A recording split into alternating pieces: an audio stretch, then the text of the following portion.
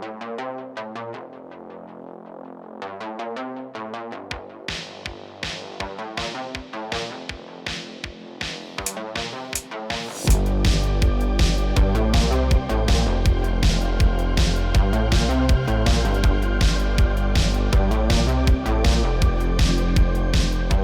welcome to Kelly's Roadhouse, the podcast where we recap every single Sweet Valley High book in the entire series.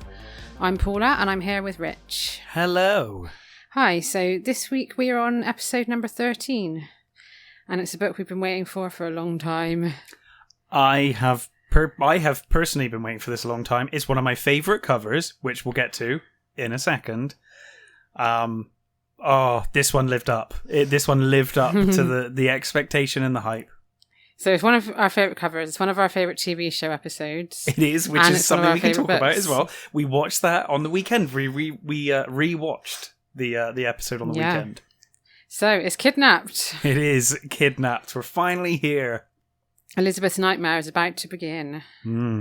It's a yellow cover. It's got a picture of Elizabeth on the front with a mysterious hand grabbing her. We'll find out who later. And she's like open mouth, looking shocked. She actually looks like she's burping to me. I think she kind of looks like she's like stage acting, like it's so over the top. Yeah. I was wondering as well, because in the movie or the episode, the 2-part episode that we watched for Kidnapped, they're wearing red for the Candy Striper's outfit, and I kind of assumed that was what they wore, but it's blue on the cover. Yeah, she's not. She's not a Candy Striper outfit. No, she's wearing a blue t-shirt. So again, as much as we love these covers, they're so inaccurate. Yeah, and also in the book, a rag gets put over her mouth. Oh yeah, that's true. Yeah. If you listen to our last episode, you'd have caught the last 5 minutes of Elizabeth being kidnapped. Yes, so you should probably know Hopefully who it is and what's going on. Yeah. The blurb says, "Kidnapped, a living nightmare." Elizabeth Wakefield had never imagined that her evening volunteer work at Sweet Valley Hospital would turn into the most horrifying night of her life. But when a strong hand clamps a chloroformed rag over her mouth and she's pulled from her car, Elizabeth's hellish ordeal begins. When she regains consciousness, Elizabeth finds herself tied to a chair in an isolated shack. She's been kidnapped by Carl, a lonely and disturbed orderly from the hospital. Elizabeth doesn't know what Carl wants from her, but it's clear he's on the brink of insanity. Somehow Elizabeth must escape before it's too late. This is a tense book in places. Yeah. This is good. Let's waste no time. Let's just crack right on with this one. Okay, so we've got it starts off with a bit of a weird scene. Weird is one word for it. Jessica goes to Stephen's bathroom to ask him to help her zip up her dress. Yes, her blue silk dress. Stephen's shaving. He's still wet from his shower, and he's naked except for a towel wrapped around his waist. They go into too much detail about this to the point that it feels weird. Yeah. And he asks why Elizabeth can't do it, and she says Elizabeth is still at the hospital. Yeah. So, in case you aren't up to speed on what's going on, the twins have been candy striping at Fowler Memorial Hospital. Yes. And Elizabeth is staying late. Yes, she's supposedly staying late there. Then she's going to see Max to help him with his tutoring. And then she's going to a party. So at the moment, Jess thinks she's working late. So Jess needs someone to do up her dress, and she decides her brother, being the only person in the house, is the one to do it. Yeah. She admires herself in the mirror. The neckline of her sleeveless dress was about as low as a 16-year-old could get away with. Yeah, the book tells us that even a burlap sack couldn't conceal her perfectly proportioned figure. And then she asks Stephen how she looks, and she gets offended when he says nice. Well, it's like, he's your brother. He's your brother. What did you want him to say? Like, yeah, you look fucking hot. She wanted him to say, whoa, who's the hottie in the leotard? Who's the sexy girl in the leotard? Is it sexy girl? It's something like that. Who's the babe in the leotard? The babe in the leotard. That was in our last Casey's episode. Yeah, that was in Twins. Stephen was very inappropriate in Twins. This is a very inappropriate family, the Wakefields, I find. It's a bit... Is incestuous the wrong? No, is too strong a word? Like, I don't think it is. There's vibes. Yeah. Like, it's not because stated. they're all so good looking. You know, they just can't help themselves. But you get like internal monologues from people. Like Liz had an internal monologue about how attractive her father was in a couple of episodes back. It's like, what? Yeah. Stephen tells her the dress is a little bit grown up. Yes. But he does say she'll be fighting all the guys off. Yes, Jess says, what you think it's sexy, quote, sexy, and Stephen says that's an understatement and that 90% of the guys in Sweet Valley will be after her. But of course, Jess isn't interested in 90% of the guys, is she? No. She tells him she's only interested in Nicholas Morrow. He's gorgeous and he's fabulously rich.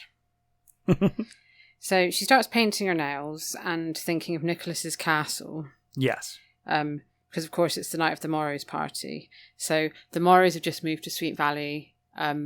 They have a son and daughter. Daughter is the twins' age, and the son, Nicholas, Stephen's is age?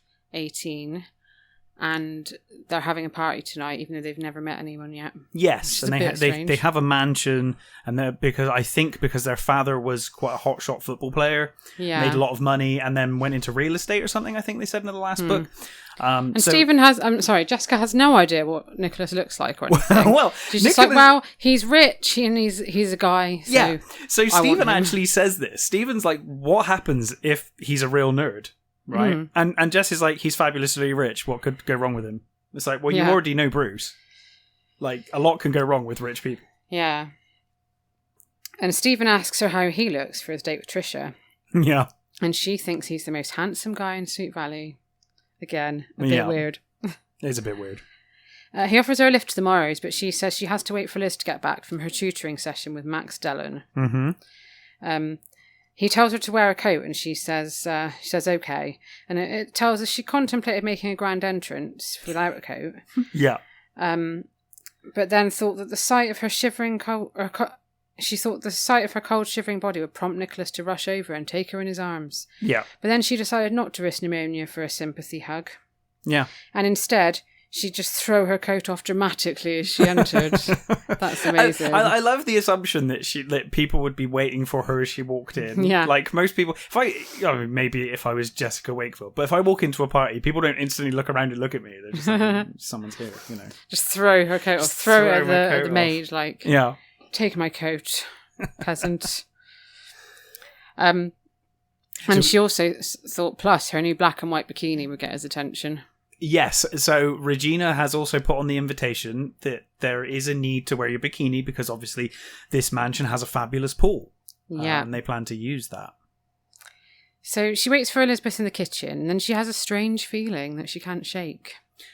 Yeah. To intuition. It's the second time this has happened now. We had it with the biking accident where Jessica was with a guy trying to be happy and kind of kiss him and get with him, and then she had this feeling of dread, but she ignored it. She ignored it, and obviously Liz was in serious trouble and nearly died. Yeah. She considers calling Max's house, but she doesn't want to overreact. Yeah. But then at 7:50 p.m, she's like, I can't stand this anymore. So she just calls Cara. She lies to Cara. Yeah. And she says, oh, Liz has called and said she'll be late. Can you give me a lift? Yeah. Yeah. So, it's obviously this is a really bad idea. Of course. That's why you shouldn't lie.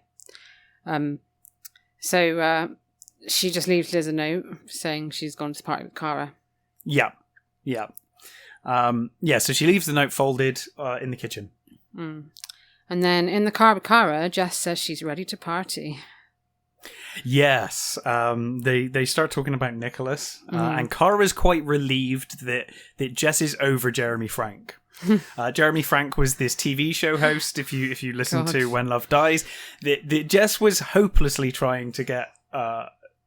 Basically, she wanted a spot on the TV show and found him attractive. She made a complete ass of herself the entire time. Yeah, spilled ice cold water over his penis, stabbed him in the leg with a pen. Yeah.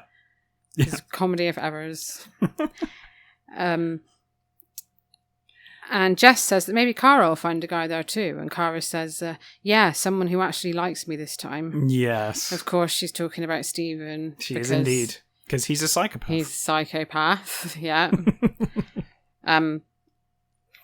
Yes.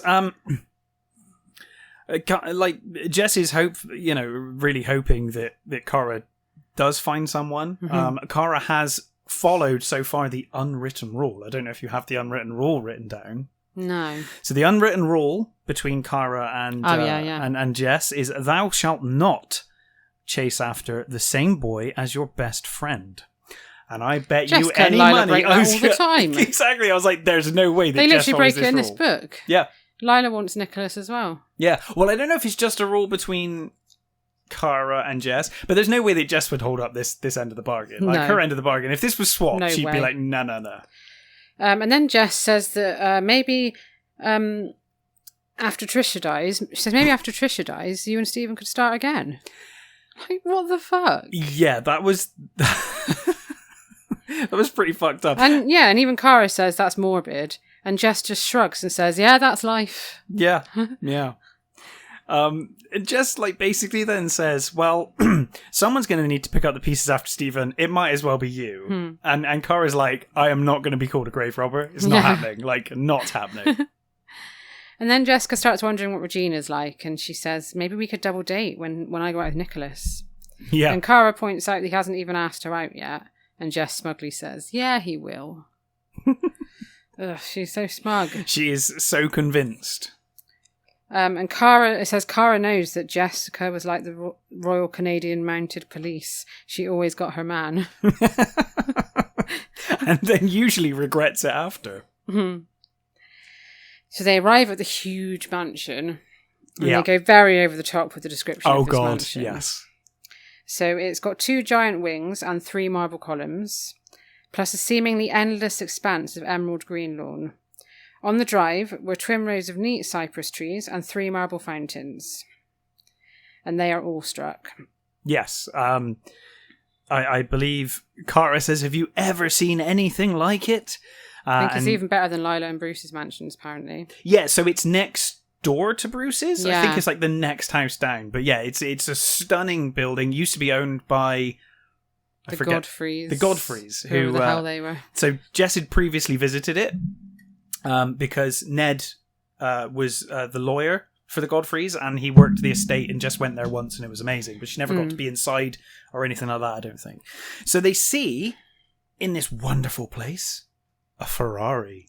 Sleek red Ferrari. Yeah, so that's the model they called it, the sleek red Ferrari. It stands out like a fireball against the night sky, apparently. And Jess thinks to herself, so Nicholas lives in the fast lane. Mm-hmm. And I immediately thought, it could be your dad's car. That's what I thought. I literally have that as a note here. Yeah, I've written, how does she know it's his? Yeah, just assume that it's his. And she says she'd like to see Nicholas go against Bruce in his Porsche. Yeah, now Bruce and Jess obviously have a sordid history together, and Kara, I love Kara, immediately was like, yeah, I bet you would, because Kara knows full well she'd love, Jess would love to see Bruce shown up, she'd love it. So on the way into the mansion, they bump into Mr. and Mrs. Morrow, who are on their way out. Yes, they're a strikingly good-looking couple, apparently. Of course they are. And Mr. and Mrs. Morrow tell them they're the first to arrive. It's not very cool, is it?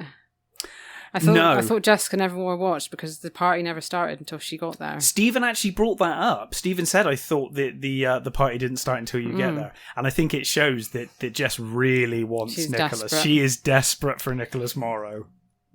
It also says here that Jess is momentarily transfixed on Kurt's bright blue eyes.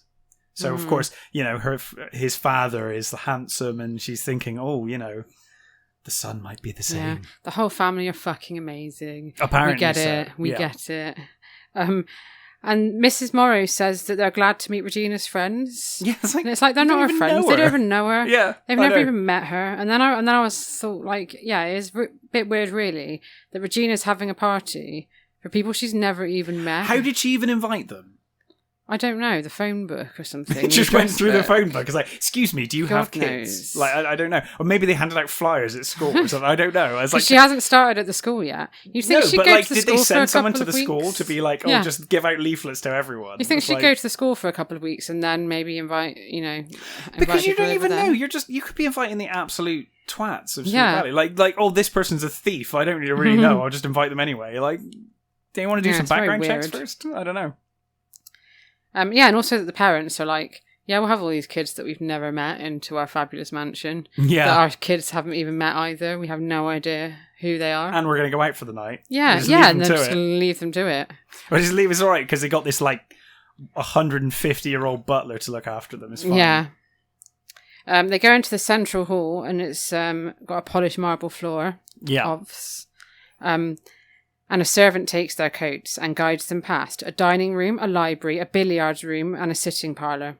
What the fuck is a sitting parlour? I assume it's just somewhere you sit. Something we're too poor to have. Yes. It's not an ice cream parlour, I know that much. And then they finally get to the den. The den, quote unquote. Yeah, with the den, dens are usually, obviously, you know what a den is now. I know what a den is now. Thanks to this podcast. Dens learning. Usually, bean bags, a games console, sounds good. Just a hangout place for it's not usually elaborate, like grand or anything. But this is the most ridiculous hangout place in history. Yeah. So on one wall was a rough stone fireplace. Antique Oriental rugs covered the wood floor, and there were several Renaissance paintings on the wall. You don't have Renaissance paintings in a den. You'd have like a poster. And you certainly don't invite every shit-eating kid that you know of, like in the whole city, to come. And it's like you're like priceless paintings and stuff. Yeah. It's like, what are you doing? A den's like for the teenagers to hang out in. Yeah, yeah, totally. There are also velvet couches, a stereo, a TV, a bar, and 4 arcade machines. Good lord. The arcade machines are the only, and the stereo and the TV are the only things that really kind of would belong in there. Yes, definitely. It's not really normal to have arcade machines for most families, but Renaissance paintings and arcade machines. It's an odd combination, not really, right? That's a weird combination. It's a very weird room. Yeah. And then a glass doorway at one end leads to an indoor pool with a skylight. Ooh. Sounds amazing. It does sound amazing. It sounds like it needs redecorating, but other than that, it sounds amazing. And then Regina appears. She had long wavy black hair, a porcelain complexion, and dancing blue eyes. Mm. Her black silk jumpsuit fitted her statuesque body perfectly. And then she starts chatting with Cara about the house and stuff. And then when Jessica tries to join in, Regina just literally blanks her. Yeah, she keeps ignoring her as Cara sort of talks about the den and asks if it's like Regina's room. And Regina says, I don't have a stereo and all of that. Meanwhile, Jess is trying this bitch. She's trying to talk to her. And every time she says anything, Regina's acting like she doesn't hear over her. She's just completely blanking her. Mm. And Jessica's fuming. Yeah. And then Regina goes over to the food to get some food, and her heel catches on the edge of one of the Oriental rugs. Oh no! Causing her to stumble a little bit. And then Jessica's immediately yeah, she's drunk. Yeah, so Jess has decided she's drunk. Yeah, because she ignored her. And because she tripped over the edge of the carpet. Yeah. And then she goes up to her and taps her on the shoulder, and she's like, "So, where are you hiding the booze?" Yeah, because now she's convinced that Regina's completely fucked. She's like, hey, where's your booze cabinet? And Regina's like, this is not that kind of party. Yeah, she's like, do you want a soda? Yeah. And then she goes into the fridge to get a soda for Jess, and then she turns back around and she asks if Jess told her what kind of soda she wanted. Yes. And Jessica's like, what? Yeah, Jess says no, I didn't say a thing. Yeah, and then she explains that she's deaf. Yeah, so this is amazing. So she explains, she says I turned my back on you, so I didn't see what you were, if you said anything, which is why she's like, oh, did you tell me what you wanted?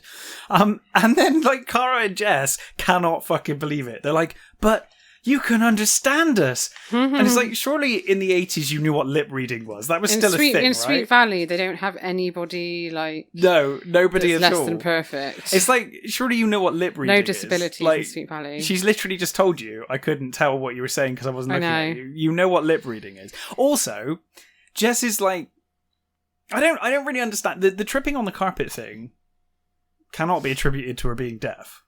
So she's just clumsy, I guess. I don't really know. That was just an excuse. It was just an excuse for Jess to think she was drunk. Yeah. She tells them that she's been deaf since birth. Yes. And she apologises that her deafness made her forget to hire a band for the party. Well, as Kara points out. Yeah. Kara says the only decent band in Sweet Valley are the Droids, and Max is grounded until he gets his grades up.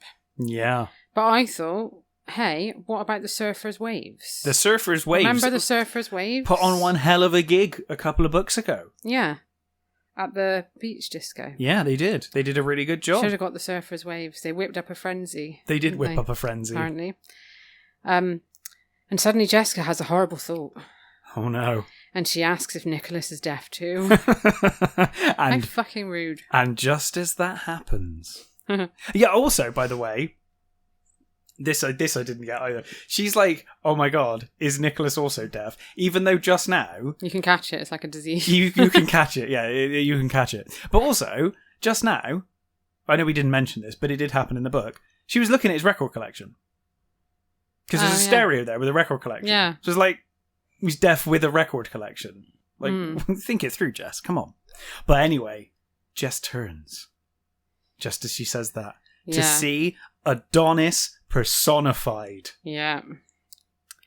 And a voice says, no, I'm not. I'm not deaf. And it's Nicholas. So he's blessed with a full head of black wavy hair. And so I should hope he's got a full head of hair. He's only 18. Like... The waves of hair fell in perfect layers down to the nape of his neck. From his piercing, deep-set emerald green eyes to the cleft in his chin, he had a face that would make a male model burn with envy. Jessica says hello to Nicholas whilst giving Kara a knowing look.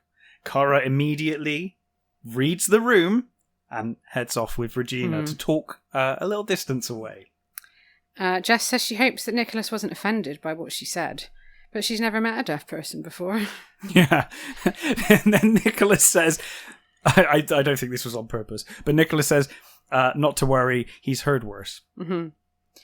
And he explains that Regina used to get made fun of when they were kids, so she went to a special school for a while, but she'd begged their parents to let her go to a regular school when she started junior high. Yeah. And they eventually gave in. And Jessica says, on Monday I'll introduce her to the PBAs. And I can probably pull some strings to get her in. Like, God help the girl. God help the poor girl. Leave her alone. Fortunately, Nicholas is not impressed by this. No, he's offended. He says that Regina doesn't need her pity. And Jessica says, actually, I'm very selective about PBA pledges. Yeah, she also says that she's so beautiful, she could be considered competition. Yeah. And Nicholas apologises and he says he pleads guilty to big brotheritis. And then she tells him all about Liz. She's like, oh, I've got a sister too.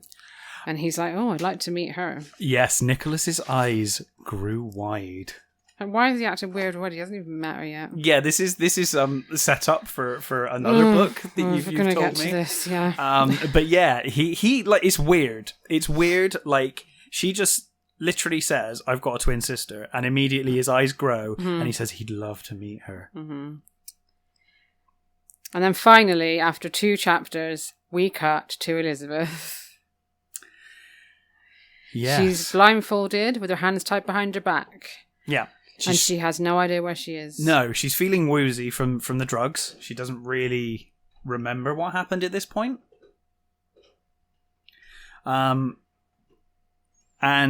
She feels foggy and numb. And yeah, like you said, her arms are tied behind her back and blindfolded. The last thing she remembers is getting into her car at the hospital. Yeah. And she was rushing. She wanted to get to Max's house. Yeah. She feels like she's in a moving vehicle, and then suddenly she remembers the large man clamping a rag over her mouth and dragging her into a large grey van. She tried to scream, but she'd passed out. Yeah. Meanwhile, Max is waiting for Liz in his basement. Yes, he's trying to read his notes about Othello, but he's really struggling to make any sense of it. And she's nearly an hour late. Yeah. And his father had been on his case and forbid him to play with the droids. Forbade him. Yeah. To play with the droids until his grades picked up. Yes. No, don't break up the droids. Don't break up the droids. They're the best band in town. Yeah. See, there's literally a party with no music, because because of this. Yeah. His dad is very selfish. Max is struggling with the language of Shakespeare. He really struggles to understand any of it. He's got Ken involved. I literally have that as a note. He says that he thinks no one he knows talks like that. And I thought, well, Ken Matthews used to. When he was a child.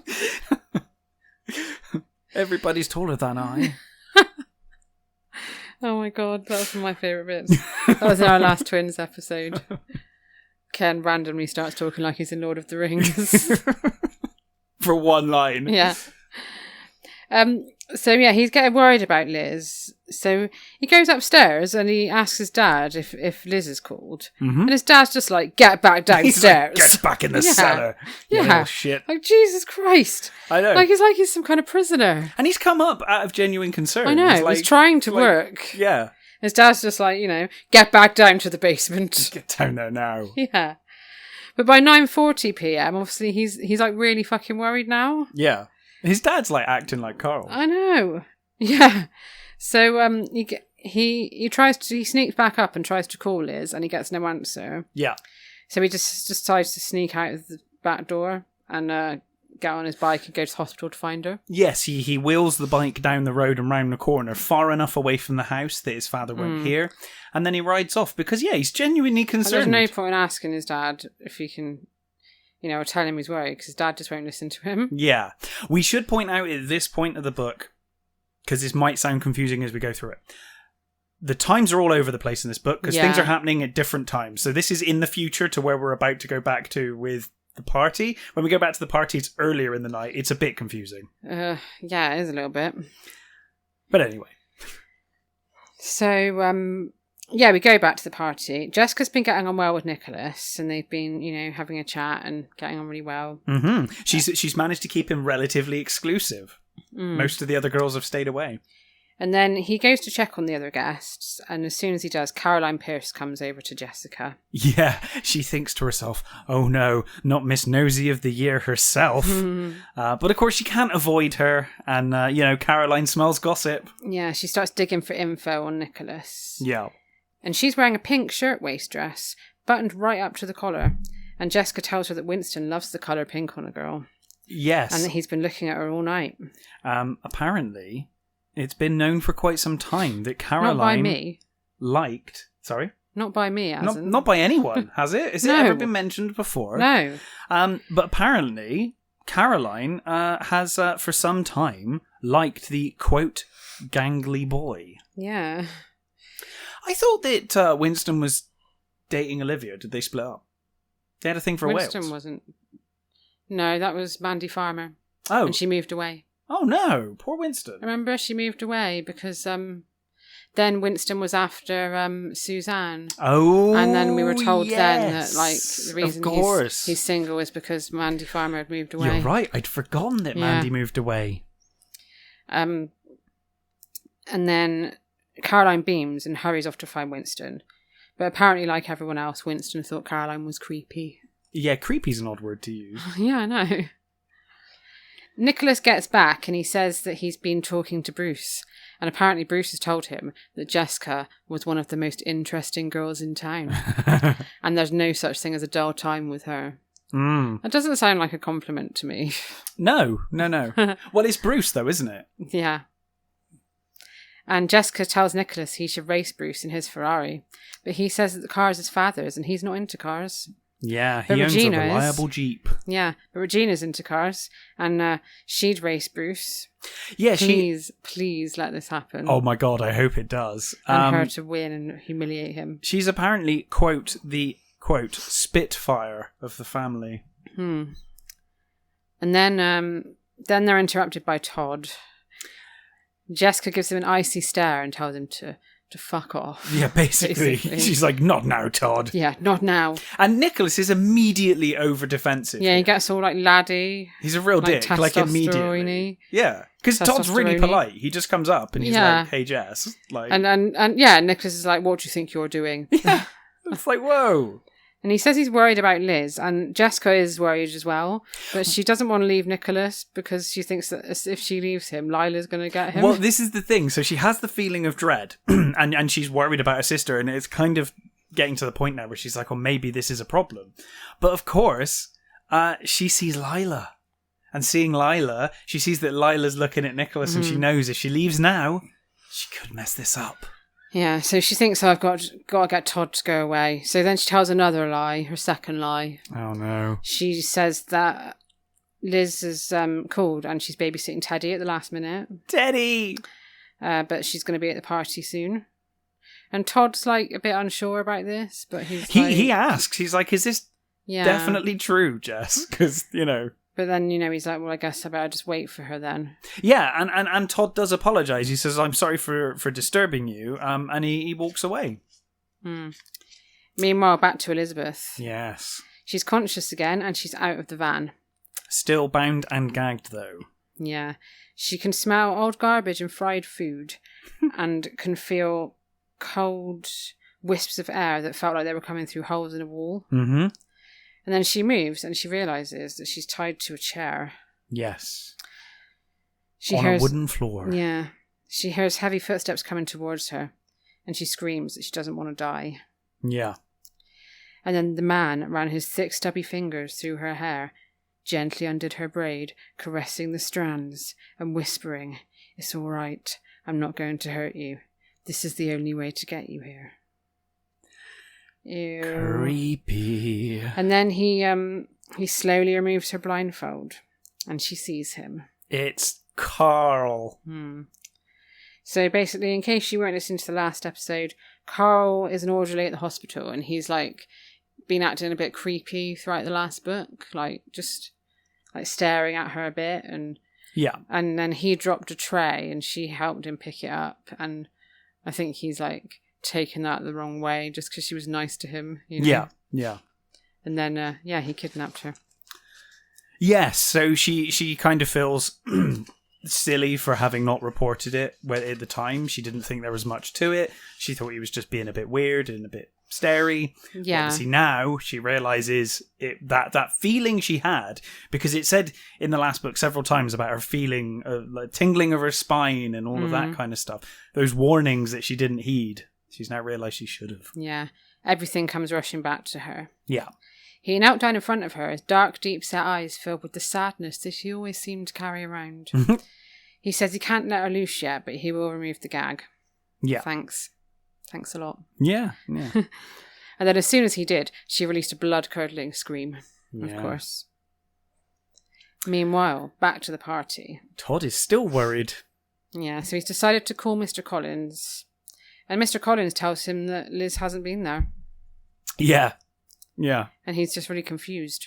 Yeah, Todd, I was thinking Todd was like, I better phone Mr. Collins because he's got a history of abusing women and stuff. Maybe he's got Liz. No, it's because of Teddy. No, it's because of Teddy, but I was like, because of his history with rumours about him and women. So he says he doesn't know what he's talking about. Teddy's with him. And then when Mr. Collins hangs up, he thinks sometimes being a teacher at Sweet Valley High is like a 24-hour job. It's like, phoning you because someone's missing. But it's like a 24-hour job for you when you keep turning up everywhere you go. You keep letting them into their house, going to their birthday parties. So Mr. Collins, for you it is like a 24-hour job. I think Mr. Collins only thought, oh God, it's like a 24-hour job, because he was really pissed off that Regina didn't invite him to the party. And you even have them babysitting for you. Yeah, I'm surprised he's not at Regina's fucking party. You just turn up anyway. Yeah. They were probably like, no, we've already got a butler. We don't need you. There's literally no need for you to be here.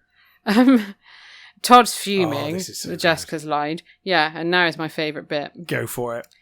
Well, actually, it's not your favourite bit, because your favourite bit's coming up immediately after this bit. Is it? Sexy Ned. Oh, God. It's my other favourite bit. Your other favourite bit. So he's really angry, and he just goes up to Jess. She's sat by the pool with Nicholas.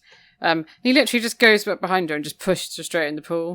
Like, no words, no fucking around. Just pushes her in, fully clothed. Well, she's in a bikini. I know she is in a bikini. I was hoping she was fully clothed, because it would have been way funnier if she was fully clothed. Yeah. And when she surfaces, her hair is plastered around her face like a golden helmet. She is full of venom. She screams that she'll kill him, and he says, "Yeah, that's what I should have done to. That's what I should have done to you." Yeah. Like, whoa. Nicholas, of course, jumps to Jess's defense. There he comes again. He says, "This is the second time you bothered this poor girl." I mean, this time he's got a bit more of a point because he doesn't really know what's going on. Yeah. And he says he's going to have to ask him to leave. Mm-hmm. Todd says that's no problem. He is going to leave, but first he's going to sort this out. Mm. He asks Jess if she knows what time it is, and she's like, "I don't know, and I don't care. I don't even own a watch." And he tells her it's after 9:30, and Jessica then thinks back to the night of Liz's motorcycle accident. Yes. And we get like the backstory of that, how, she ignored her feelings. And then suddenly she jumps out of the water and she says, "I've got to make a call." Mm-hmm. So cut to Ned and Alice. They're coming home, laughing all the way home at the jokes they've heard that evening. Yeah, they're arriving home from a dinner with some people. Irrelevant people. And so when they get home, Alice finds Jess's note, and she says she's worried because the note is still folded, so it doesn't look like it's been read by Liz. Yeah, now Alice has kept it to herself, but she's been secretly worried ever since the accident. She's been really concerned about her daughters, and especially Liz. Yeah. And then Ned tells her she gets cute little lines around her mouth when she's worried. It's like, for fuck's sake, Ned. Oh, but it gets better. Firstly, those lines are wrinkles, and people generally don't like them to be pointed out. People generally don't like you pointing those out. If you said to me, "Oh, you've got cute little lines around your mouth," I'd be like, you're saying I'm old? Excuse me. Most people say that they could mistake me for my daughters. Yeah. And secondly, people don't like to be dismissed when they're worried. Not when they're worried. Especially also, it's your daughter too, Ned. When it's the equivalent of like, "Oh, you're so cute when you're angry." Yeah. You're so attractive when you're mad. But also, and this gets worse, but also... It gets worse. It's his daughter as well that's missing. So yeah, he basically just like dismisses her. Yeah. And like insults her by starting to talk about her looks. Yeah. When she's worried about their fucking daughter. And she says she's serious, and he says, "So am I." And then he starts massaging her back. Like, fuck off. She says she wants to call the Morrows, and he's like, "Come on, let's go upstairs." Oh my God. Like, stop thinking with your penis. Listen to your wife. She's worried about your daughter. We don't need another daughter as long as we can find the one we've lost. Yeah. And then she reluctantly follows him out of the kitchen, and they start to go upstairs. So Alice, listen to your intuition. Yeah, come on. But luckily, luckily the phone rings anyway. Yeah. And Ned goes to answer, and it's Jessica. So she asks Ned if Liz is there. And then Ned's like, guilty. "Oh, shit." And then Ned's like, "Oh, fuck." Yeah. And then Alice should have... Ned's boner disappears. Yeah. Ned gets a lump in his throat. And I really hoped that Alice would have looked at him at this point and been like, "Oh, you've got those really cute little lines when you get stressed, Ned." Yeah, that would be amazing. So he tells Jess to come home, and she says Todd will bring her home, but first they're going to drive around and see if they can find Liz. Yeah. They hurry out of the party, and Nicholas calls out that he'll keep in touch. But Jess literally just ignores him. I mean, she's genuinely worried about her sister. She's really worried now. She genuinely is. She left Nicholas. She left everything. She's not even dressed at this point. She's like, "My sister's missing." So in Todd's car, he's gripping the steering wheel. Oh, he's furious. In a white-knuckled clench as he spits at Jessica. Was it worth it? And just says, say what you want. There's nothing you can say that's going to make me feel worse than I already feel. She always does this. She does, yeah. Every time anything goes wrong, which is usually her fault, she's like, "I hate myself, poor me." She's so like... She did it with it's like, oh, poor me. I feel so bad about myself for almost bullying someone to suicide. She's always doing it. Or every single time. Yeah. And So the only thing that really gets her out of this is that Todd sees that she's crying and thinks, "Oh, it's just genuine tears." Yeah. And he also realizes she's practically naked. Yeah. She's just wearing the tiny bikini that she brought. And she's soaking wet. Yeah, and she's soaking wet from the pool. And so he offers her his jacket, but she says, "No, I deserve pneumonia." Yeah, she's always like this. Yep. So back to Elizabeth. So we left with her giving a blood-curdling scream. We did indeed. And now Carl has clamped his hand over her mouth to stop her from screaming. And he's chanting, "It's okay," over and over again. Yeah. And he says she's going to be grateful that he brought her there and that he'll make sure of it by being nice to her. Mm-hmm. Okay, that'll work. Liz, meanwhile, realises that it's hopeless. And so she stops screaming. Yeah. He says he's not going to gag her again, as nobody's around to hear her scream anyway. And she's like, where are we? And he says, "Welcome to my house." Yeah, apparently he gestures proudly as he says, "Welcome to my home." And Liz looks about and it is a complete shithole. It's like the Martins' living room. Might be even worse than the Martins. It might be. I'm assuming it's next door to the Martins because there can only be one bad part of town, right? Yeah. So it's got to be there. So she's in a dingy space. To the left is the front door. Yeah. In front of her is a torn floral sofa, and then behind her is a stove. And then there's an archway that leads to a bathroom and a bedroom. Mm-hmm. And the only window in the room was boarded up with planks of wood. Yeah. Like rotting wood. And the floor and the walls were grimy. Yeah. And he says, you should start thinking of it as your home too. And she shudders with disgust. Mm-hmm. He says he's going to keep her there forever. Yeah. And she looks in his eyes and she realises he's totally serious about this. And then he says in a childlike voice that he loves her. Yeah.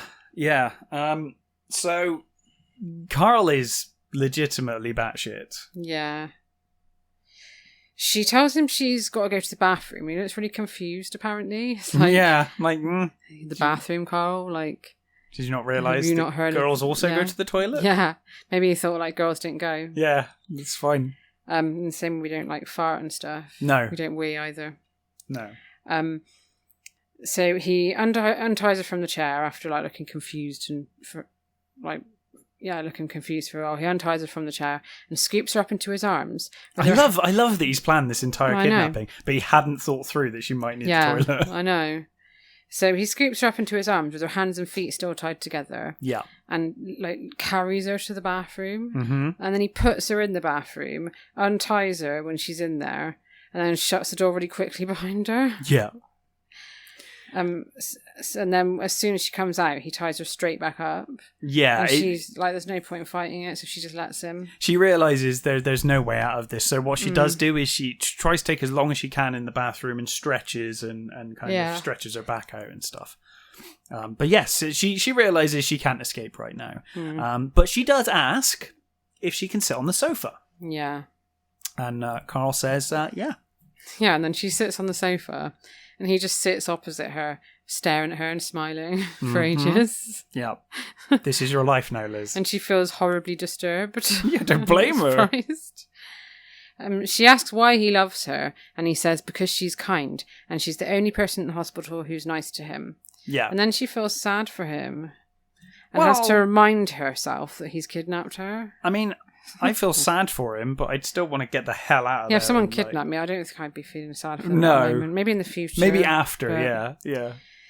But it's because she's such a good person, isn't it, you know? Yeah, Elizabeth of course. is such a good person. Yeah, I think it's also her writer's imagination. Yeah. It can lead her to think more deeply and see deeply into people. Of course. She asks if he wants to be nice to her. And when he says, yes, she says, how would you feel if you were causing me pain? And he says, I'd feel sad. Yeah. And she says, well, these ropes are hurting me. Yeah, they're going to hurt and burn her skin. Yeah. He says he tied them loose as he could. And she's like, well, I can feel them burning into my skin. And he says, if I take them off, you'll leave me. But she promises that she won't. Yeah. So he thinks about it for a while and then he agrees.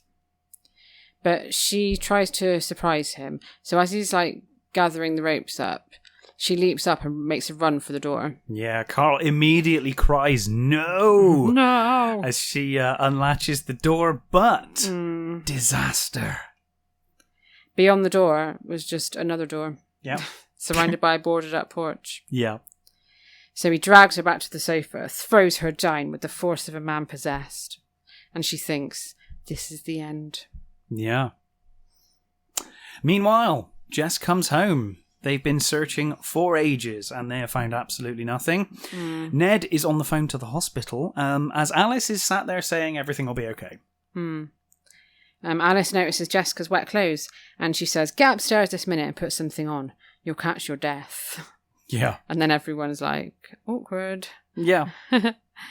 Ned has called the hospital, and they told him that she left at 6 p.m. And then he called Max's parents, and they said that Liz didn't arrive. Yeah. And Max is also missing. Yeah. And Ned says he's calling the police. Yeah. Meanwhile, Max is parked up at the hospital. This bit really annoys me. I know.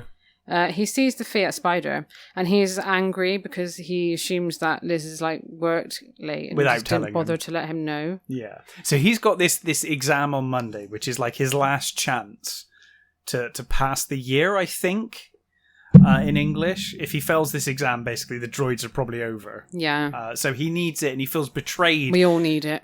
We do all generally. I mean, what's Emily going to be doing without the droids? I know. So he feels like Jess has betrayed him by not telling him and leaving him there to struggle with Othello on his own. So then he notices a scarf on the ground, and he sees the car door is ajar. Yeah. And he's like, okay, I'm a bit worried now. Mm-hmm. But then for some reason, he thinks if he goes into the car and starts going through it, he'll find a clue as to what's happened. It's like, what do you expect to find? What do you expect to do here other than incriminate yourself? Yeah. He finds her bag under the seat, and he empties it out. And then he starts going through the glove compartment. What was he going to find in her bag? A note saying, "Hi, I've been kidnapped." Yeah, what were you going to I find am at in blah, your blah, bag? blah, blah, blah. Yeah. This is the address. This is the number I can be reached on. It was Carl. And then suddenly a police officer shines a torch in his face. Yeah. Yeah, he was so busy searching he didn't notice the lights approaching him. And they ask him what he thinks he's doing. Mm. And then another police officer comes over, and it's an officer he knows. Yes, he had a run-in with him a few months back. This run-in just sounds stupid. So it really does. Apparently he'd been at a 7-Eleven after band practice, just buying a can of a drink. And then they just accused him of acting suspiciously. Yeah, why? so this police Just buying officer a drink. is a real asshole. And we'll get to that in a moment. And then he talked back to the officer, because obviously he's probably annoyed at being accused of... For nothing. Yeah. Yeah. And then he'd been given a warning. Mm-hmm. So yeah, it's the same guy. They don't believe his story. And then one of the officers throws him against the car, cuffs him, and arrests him. Yeah, yeah. I mean, this gets way worse in the car, but they're so aggressive, these police. The first police officer makes fun of him. He's like, "Oh, you're a regular Sherlock Holmes." He's like, he tries. "Where's your trench coat and magnifying glass?" Yeah, and he tries to say that my friend's gone missing. Yeah, he's like literally. They legally have to listen to that. I'm sure. I would have thought so. If someone's reporting a missing person. So meanwhile, Elizabeth wakes up and she has no idea if it's night or day. She's cold. She's hungry. She's aching all over. And she's tied to the chair again. Yeah. Because after Carl pulled her back from the door, apparently he just burst into tears. Yeah. And now he's asleep and snoring loudly. Oh, no. And she thinks that people must be looking for her, and that Carl will be a suspect when he doesn't show up to work. Yeah, and plus he's fucking weird. Yeah, plus he's weird. Yeah. And she wakes up. He wakes up, and he proudly tells her that he's making them pancakes. Oh. And then he gets out a box of frozen pancakes. And apparently they're slightly defrosted because he hasn't put them in the freezer, he's put them in the fridge instead. Yeah. And then he just gives them to her dry. Yeah, he's like, "Oh yeah, I forgot to get anything to go with these pancakes, so just have these dry pancakes." Yeah. But of course, Liz is famished. She's absolutely starving at this point. So of course she questions, "How am I going to eat this?" Because obviously her hands are tied. Yeah, because she's tied. And of course he says he'll feed her the way that she feeds people at hospital. But she's starving, so of course she's like, fine. Yeah. And then and then he tells her that he knows that she likes reading, and he's brought her some books. This is fantastic. I love this. So he chucks a brown bag in front of Liz, full of books. And do you want to read what the books are? Yeah, so the first book is a book that deals with the strategy of investing. Yeah. The second book is about raising farm animals.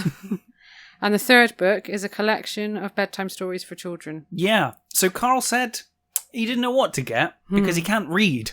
Yeah. So he just picked the first 3 books he came across. Which of those books would you rather have?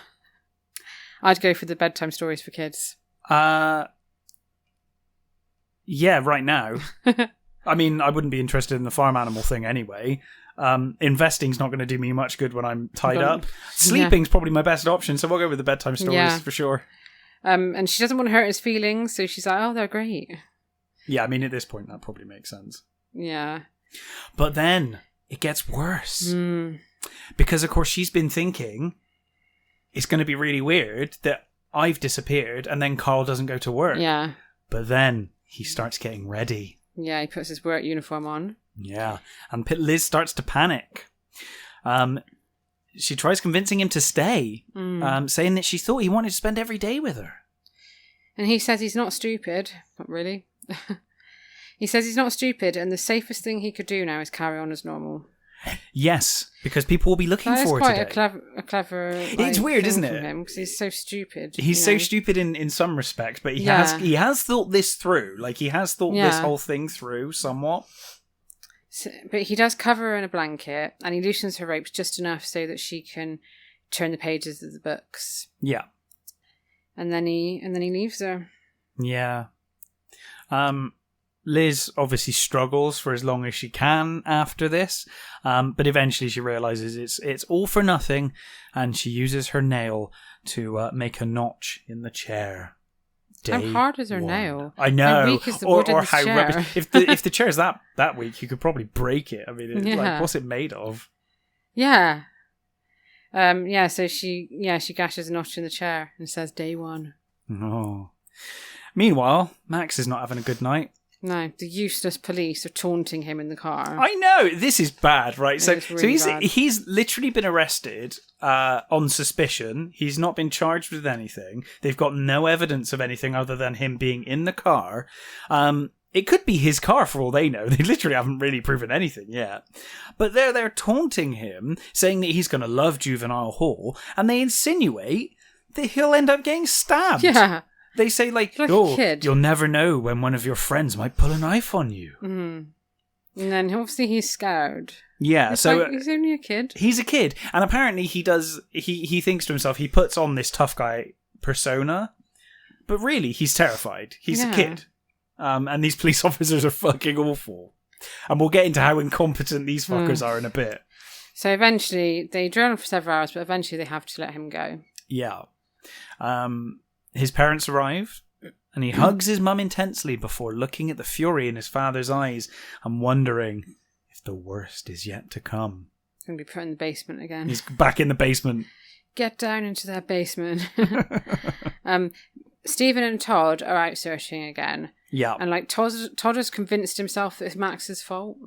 Yeah, Stephen says he doubts that Max would know any more than they do. Plus his parents wouldn't let him speak to Todd the first time, so what are the odds he's going to let you this time? And Todd says the police shouldn't have let him go. I think Todd just wants anyone to blame. He's looking for someone to blame, yeah. Yeah. Nobody sleeps that night. And then in the morning, Alice tries to get everyone to eat breakfast.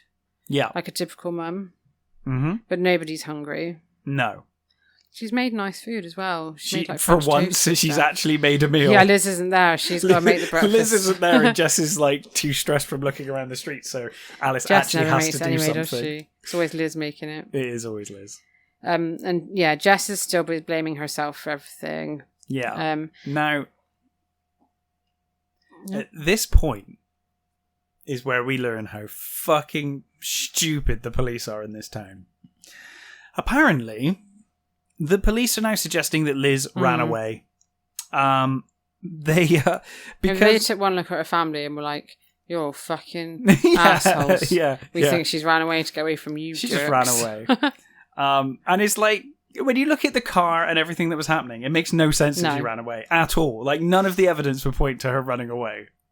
No, who would run away and leave their handbag in the car door open? And there's so many things about this that just doesn't work. It's like, what?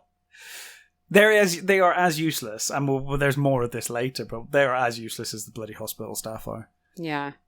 And back to Elizabeth. She's in darkness because all of the windows are boarded up. Yeah, there's no natural light in the house. And she wonders if her family are looking for her. Yeah. And then she thinks Jessica probably missed the Morris party on my account, waiting at home for me to get back.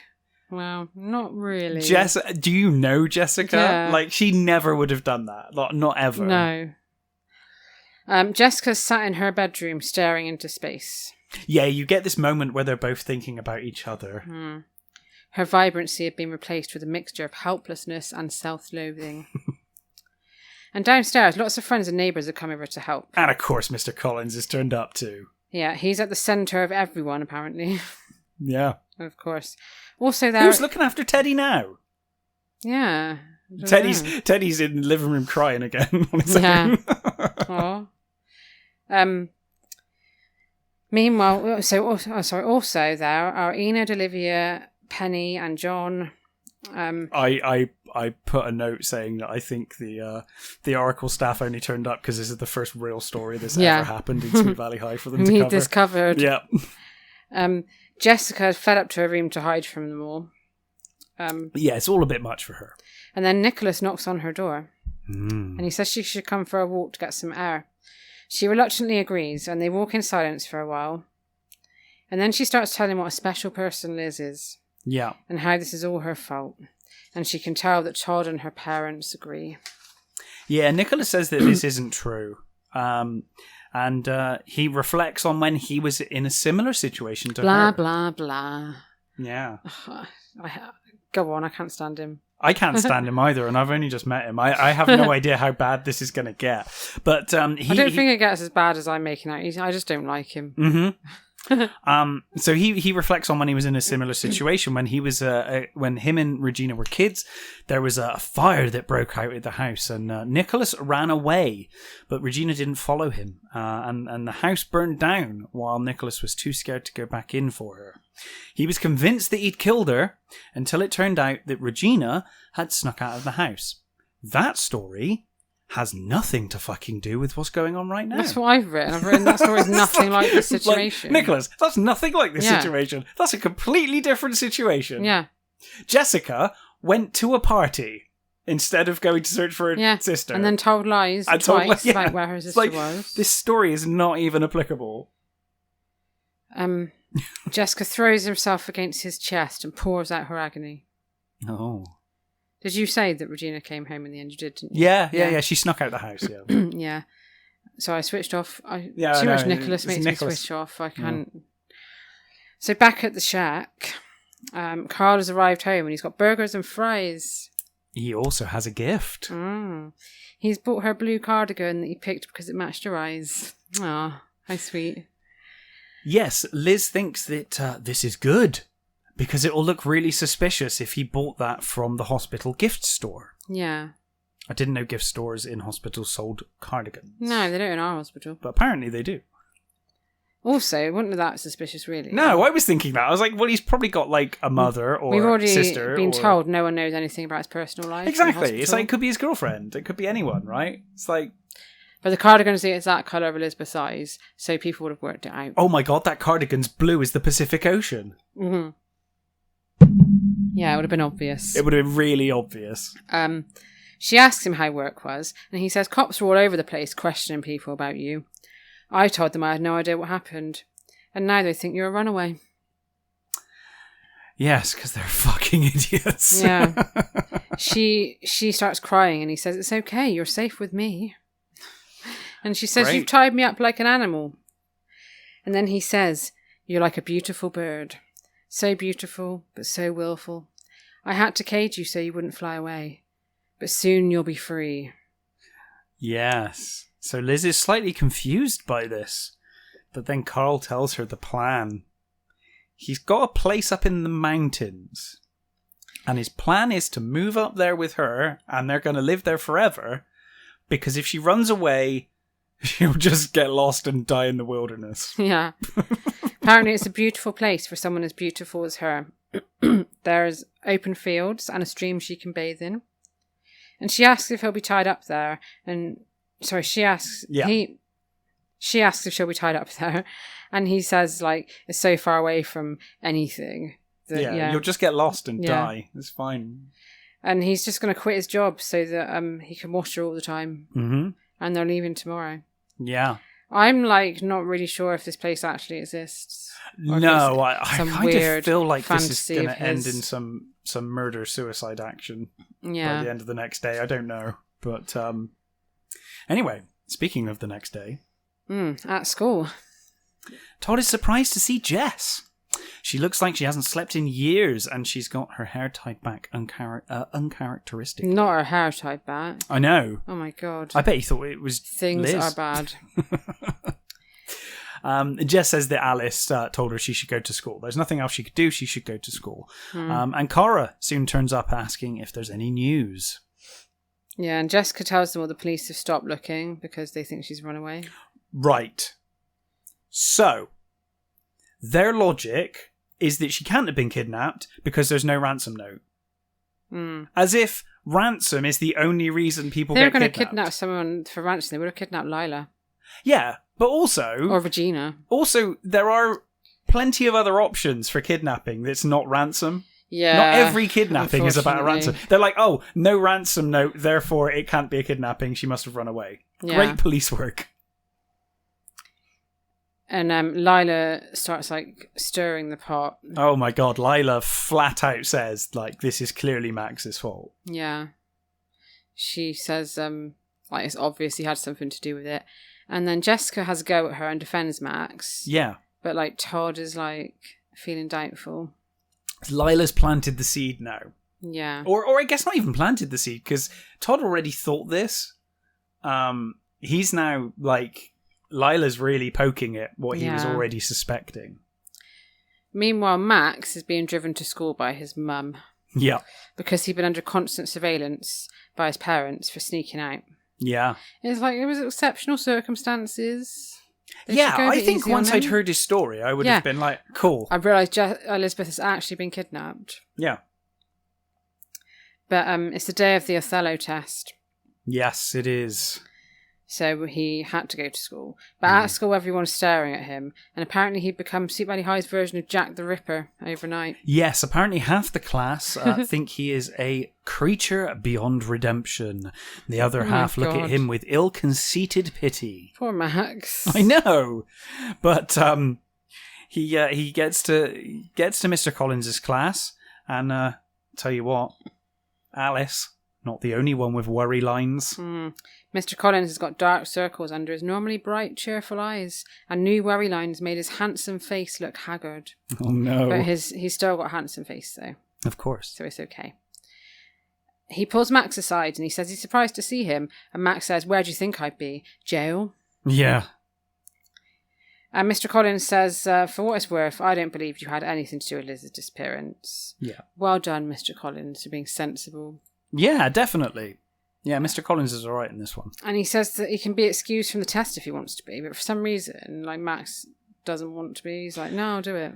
Yeah, Max just says, no, I'm going to do it, and then immediately regrets it. But he's like, he realises it's too late to take it back. Yeah. Which I don't think it was. He probably could have said, oh, actually, now that I think about it, I really shouldn't. But he starts working through it, and he does well. He realises he actually understands it and remembers it. So, you know, the solution to all of his school problems... Locking him in the basement worked. Lock him in the basement. You might disagree, but you can't argue with results. He was locked in the basement, and he learned. And then after the class, Todd catches up with him in the hallway and demands that he explains himself. Yeah. He's going to kill that guy. He literally almost does.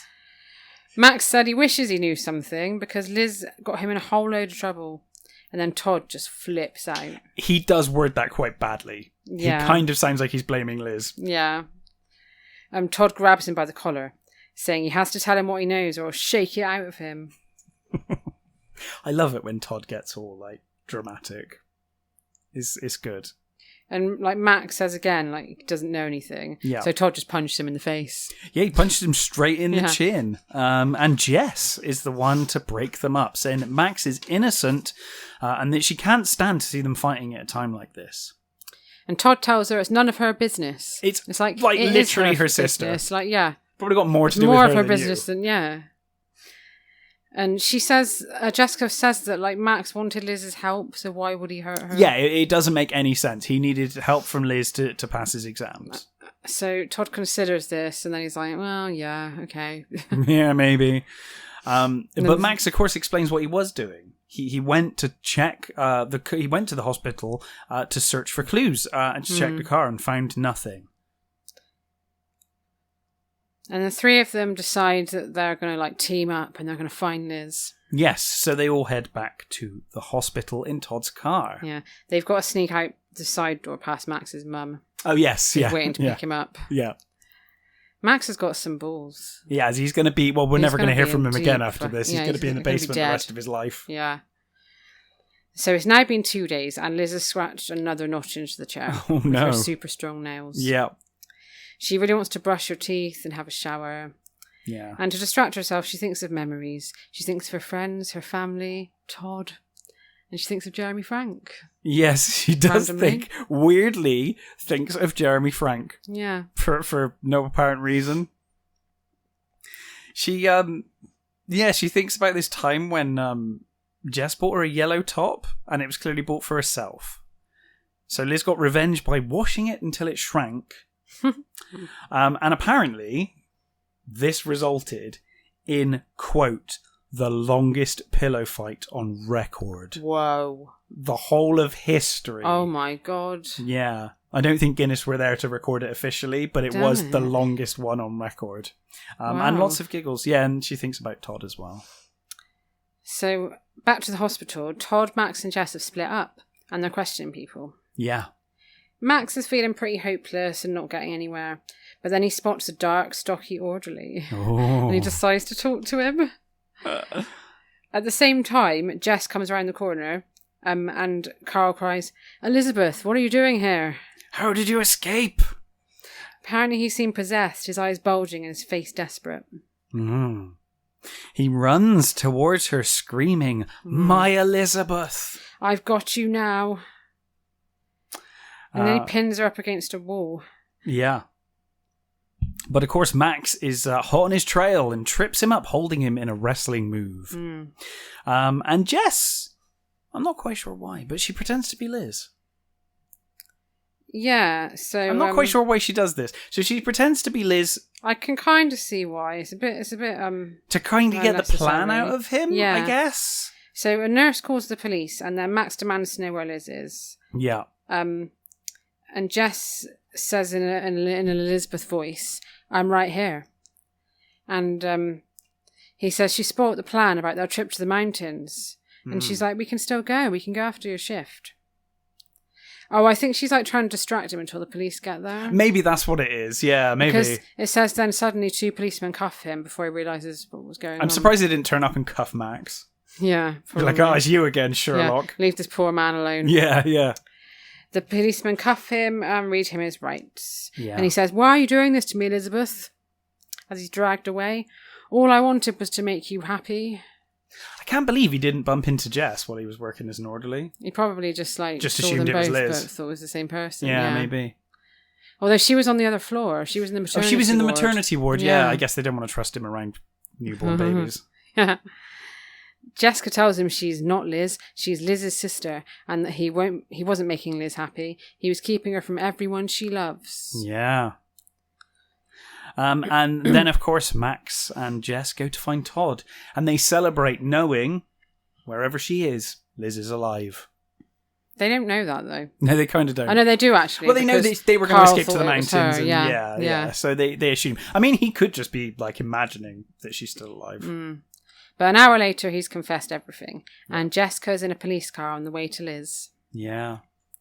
They reach the border of that building, and the police break the door down. And Jess and Liz hug wildly. Yeah. Then we get like an emotional scene. Yeah, they're all emotional together. Yeah. And then back at home the following Friday, they're having a party for Liz. Yeah, so Alice asks Liz what she'd like to do. And she says first she wants a bubble bath, then some food, and then she wants to throw the biggest party ever. It's very unlike Elizabeth. It is very unlike Elizabeth. But of course Jess is immediately on the phone. And as you said... a little later that week, the party happens. Guess who's playing? The droids. It is. Max is ungrounded. Max is ungrounded, and he is playing with the droids, which makes this one of the best parties, because, of course, only the best parties have the droids playing. Yeah. In the den, Todd and Liz are in there, and like bees to honey, they're clinging to one another. Mm-hmm. Alice passes by and she glances at them. She felt nervous at the intensity behind their embrace. She was afraid their relationship was getting too serious. So if you're worried about sex, I don't think you need to worry. I really don't think you need to worry. Sweet Valley University. And if you think it's intense, have you not seen how intense they are all the time with each other? Yeah. I mean, they have these screaming massive arguments every couple of weeks. But apparently, her and Ned wish that Liz was more like Jessica and changed boyfriends more regularly. Yeah, that's really? healthy. That's Like, healthy. God, if I had a daughter, I would rather she was like Liz. I think that's only because they don't know half the stories, because Liz has kept it quiet. Yeah. Like, if they knew the reality of everything Jess had done. Jessica interrupts them and she says that guests are arriving. So Enid and George arrives, the droids arrive. Yeah. And then suddenly the phone rings. Oh. Jeremy Frank. What? I know. He wants Liz to be on his show to talk about her ordeal. Yeah. And obviously, like, Jessica's jealous. Yeah, Jess is like immediately jealous about this because Jess has been a co-host once. She's been a co-host I once. want to know what happened on her show. Well, I'm hoping we'll see it because it's not airing for a few weeks. Oh, right. So it says that her episode won't air for a few weeks yet, but she feels that it's going to be less special now that her twin's also going to be on there, and it's probably likely that the kidnapping thing would air first because it's more newsworthy. Yeah. So Jessica leaves the room and she goes to get some drinks. Yeah. And the doorbell goes and Liz answers it. And she sees a boy with the kind of chiseled features that belong on a magazine cover. Oh my God. He introduces himself as Nicholas Morrow. Yes, and he is immediately creepy. He's staring at her really intensely. And it says he's speaking slowly, almost robotically. Yeah, like almost automatically. He's like in a trance and mesmerized by her. Like, my name is Nicholas. Yeah. Bearing in mind, this is a girl that was just kidnapped. I know. He says he's been worried about her. And she's like, you don't even know me? Yeah. And he says, Jessica's told me that you were worth knowing, and she was right. You don't know that. Yeah, and it's like, don't be creepy. She's literally just been kidnapped. Literally. Leave her alone. A week ago. Stop hitting on her when she just answered the door. This party is because she's safe from her kidnapper. Leave her alone. You also, by the way, have met her boyfriend and know that she has a boyfriend because he was literally at the party asking after her. Well, we know he doesn't think much of Todd. Well, yes. Elizabeth feels uncomfortable and she wonders if he acted like this with Jess. No, actually. Yeah. It's really weird. It's really weird. Nicholas was obsessed with Liz from the moment Jess even mentioned her for no reason. It was really odd. Bizarre. But anyway, that's it. It says there was no way Elizabeth could mistake the look she saw in Nicholas's eyes. A look that said, "You're the one I want." Yeah, she saw that. It made her feel awkward and uncomfortable. Yeah. Much like Carl. Yeah. Which this is exactly how she felt about Carl. Yeah. In When Love Dies. Stay away from him. Yeah. And then the tagline, the preview, escalates really quickly. It just says, "Will Elizabeth leave Todd for Nicholas?" Whoa, where did that come from? Hang on a minute. Yeah. Find out in Sweet Valley High number 14, Deceptions. Well, I for one can't wait to find out. I can't wait until Deceptions. I love it. So, this was my favourite book so far. Yeah, I think it's my favourite one so far. Brilliant. This was this was so good. This was so much fun to read. And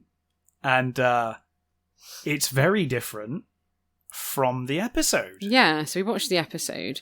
In the episode, some of it's similar because it's half When Love Dies and half kidnapped.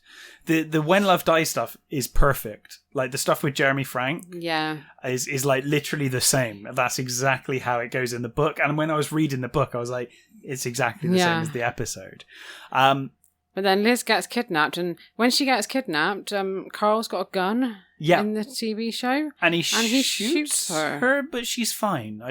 I think he shoot at her and then she passed out. I don't know. I don't know what happened. I'm not really sure either. It's bizarre. It was clearly like meant to be where an advert was going to be put, and then they just kind of breeze over it when it comes back. Yeah. But it was really weird. And then she escapes in a different way, doesn't she? So in the show, Winston takes Max's place. Yeah, so Winston's the one that gets accused of everything. Yeah, he was and it's really bad because all of his close friends that have known him for years, like, just accuse him of being a kidnapper. Yeah, they accuse him of being a kidnapper. Even Nicholas Morrow, who like even for no annoying in the reason, show as well. He gets right. So he's introduced in this episode of the show, and he like literally becomes part of the search party, and he's like all ordering about everyone around, and it's like, who the fuck are you? Like, you literally don't even know these people. So all the gang go and like hand out flyers and put posters up with a photo of Liz. Yeah, but like you said, if people are they'll just see Jess. And be like, there's the kidnapped girl. yeah. And then she escapes by giving Carl her... So in the show, Todd is jealous of Winston at the beginning because he's like making a cake with Elizabeth. And gives her a friendship bracelet and stuff. Yeah, to thank him for helping her make the cake for his mum's birthday or something. Yeah. And then she tells him she'll never take the friendship bracelet off. So then in the show... When Carl goes to work, she says, wear my friendship bracelet so that I'll always be with you. Yeah. And then Winston sees it. And that's how they figure out it's Carl. Yeah. But then... He does do the Elizabeth thing with Jess as well. Yeah. And then they arrest Carl, but then he escapes. Yeah, so this is where there's this whole extra bit in the show where Jessica then gets kidnapped. Yeah. Because there's a police escort with Jessica, but she escapes them to go to a party, and she breaks down, and then he kidnaps her, and for reasons that we do not understand, he kidnaps her and takes her to a Wild West town. It's like a ghost town, they call it, but it's clearly like they clearly had like a reenactment set like lying around, or it was like one of those reenactment places. So he goes to the Wild West town, and he makes this really like overcomplicated MacGyver style bomb with timer on salt a barrel and like in a barrel, and it's going to run out in 2 hours. Puts her in a hole in the ground, and then it sets off some kind of like dynamite thing. I don't even. We don't even understand it. So I was like, don't even understand it. Don't understand what's going on. But I thought it was just me, and I was like, "Do you understand how this works?" And Rich was like, "No." No. It's the ticking bomb, and they go and find Jess, and they rescue Jess in the Wild West. And the building goes on fire. Yeah, so it's very different. Yeah, it's very different. But it's really good. It is good. Oh, it's great fun. On YouTube, so recommend watching that. Yeah. And do we have some comments? Only a couple about the last Kelly's episode. Just basically, When Love Dies. Yeah, Trigtastic said it was another great episode, and she just popped to our Instagram to share her appreciation of my Nicholas Morrow hate because she hates him far too much for a fictional character. Well, thanks for the lovely the comments, and thanks for listening. And also, I'm starting to learn about how creepy and weird Nicholas Morrow is. I'm looking forward to finding out more as we continue. And Claire PH said she knows that I know we always have to mock how Alice looks like an older version of the twins, but have you seen Reese Witherspoon and her daughter? They could totally be Alice Wakefield and a twin. I haven't seen that. Yeah, Reese Witherspoon's daughter and herself, like they're just the same. They should play them in the movie. Yeah. Oh wow! Yeah. I didn't. Yeah, that's cool. Yeah. Wow. So yeah. If the movie ever happens, I think they should be in it. I still want one of the. I'd like Cynthia or Brittany to play the mother. To be honest, I think that would be cool. Yeah, I would too. I just feel like that would be a nice Easter egg for us. But yeah, I loved this book. This was amazing. This was so much fun, and I can't wait for Deceptions. Deceptions is just Nicholas being creepy for a whole book. Yeah, which Liz should have had a guts full of by now. Yeah. So yeah, we will be back with Deceptions in 2 weeks' time. But next week, Casey's is going to the Olympics. Yeah. We're doing an Olympic special on one of the Team Sweet Valley books called Jessica Goes for Gold. Yeah, Jessica Goes for Gold. We've never read any of these books. There's only 2 of them. Yeah, but they're basically, they are twins. They're twins books. They're just a little like Olympic-y spin-off to do with like the Sweet Valley Games or something. Yeah, yeah. So yeah, I love because it makes it sound like she's actually at the Olympics. Yeah, it does, like, doesn't it? She's going not for really. gold. Yeah. Yeah, we have no idea what it's like, but we'll find out and we'll tell you all about it next week. Yes, on Casey's Ice Cream Parlour. But yes, thank you for listening, everybody. Yeah, thanks for listening, and we'll catch you next week or the week after. Absolutely. Bye.